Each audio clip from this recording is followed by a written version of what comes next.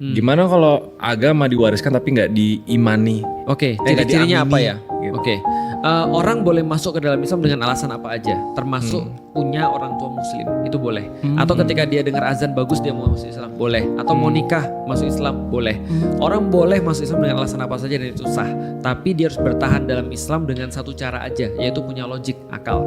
Makanya sebenarnya cara melihat bahwasanya apakah kita sudah berislam benar atau tidak gampang. Bahwasanya iman itu harus bisa direplikasi kapanpun, dimanapun, oleh siapapun.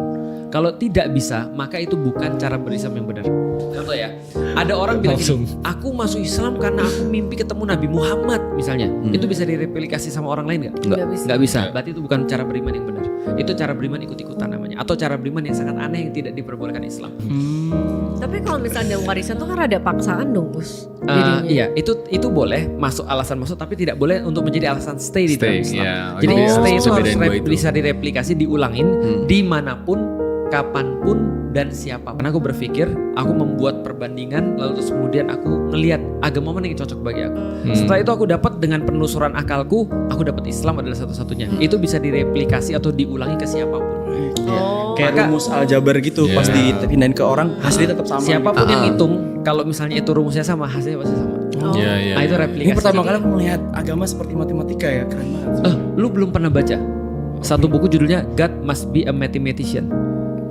Karena orang belajar matematik itu belajar bahwasanya matematik itu adalah soalan angka. Salah, matematika itu soal logika.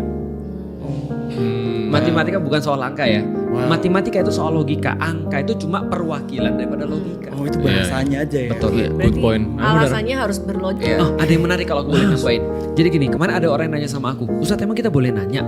Apapun boleh tanya. Aku bilang boleh, nggak ada masalah. Tapi di dalam agama kayaknya nggak boleh. Tanya aja semuanya. Karena di dalam Islam itu justru kita disuruh nanya supaya dapat sesuatu. Justru yang nggak bertanya Allah ancam dengan neraka.